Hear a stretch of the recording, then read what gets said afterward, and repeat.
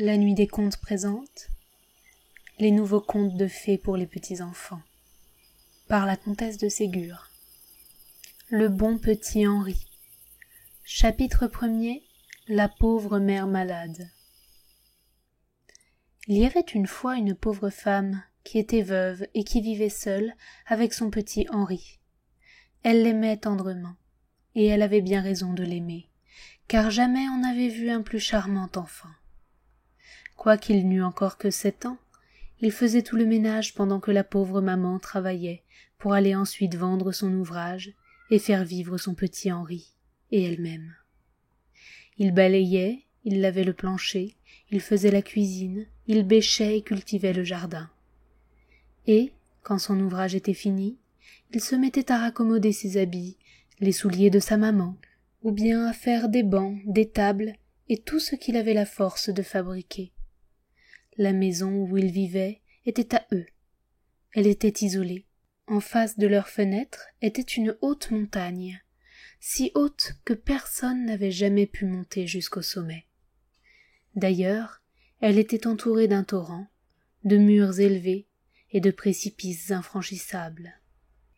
Ils étaient heureux et contents, mais un jour, la pauvre maman tomba malade.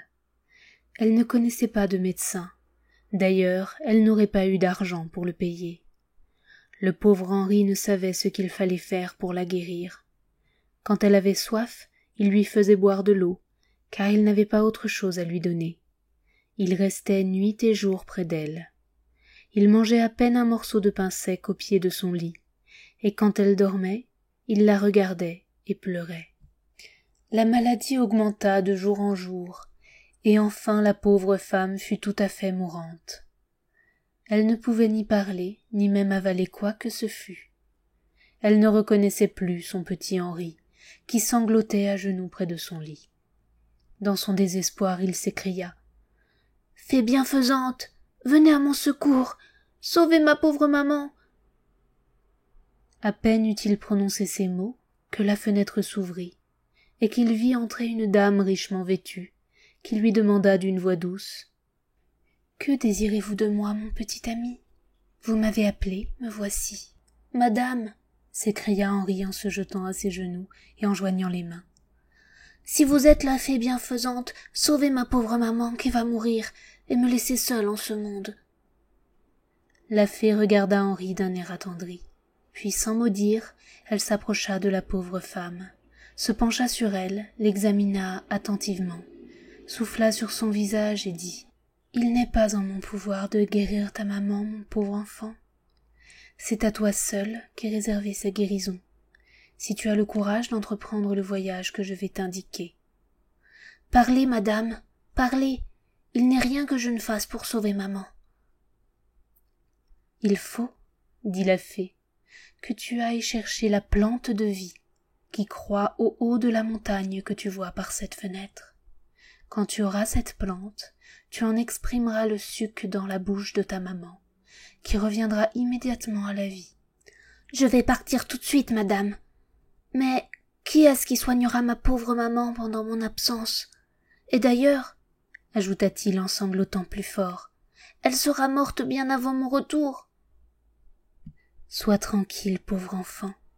Si tu vas chercher la plante de vie, ta maman n'aura besoin de rien jusqu'à ton retour, et elle restera dans l'état où tu la vois actuellement. Mais tu courras bien des dangers, tu subiras bien des fatigues avant d'avoir cette plante. Il te faudra un grand courage et une grande persévérance pour la rapporter.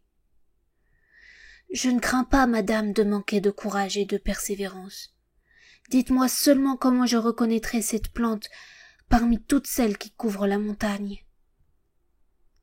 Si tu arrives jusqu'en haut, tu appelleras le docteur chargé de la garde de cette plante. Tu diras que c'est moi qui t'ai envoyé, et il t'en remettra une tige. Henri remercia la fée en lui baisant les mains, prit congé de sa mère, la couvrit de baisers, mit un pain dans sa poche, et sortit, après avoir salué respectueusement la fée. La fée sourit en regardant ce pauvre enfant de 7 ans, qui partait tout seul pour gravir une montagne si dangereuse que tous ceux qui avaient tenté d'en atteindre le sommet avaient péri.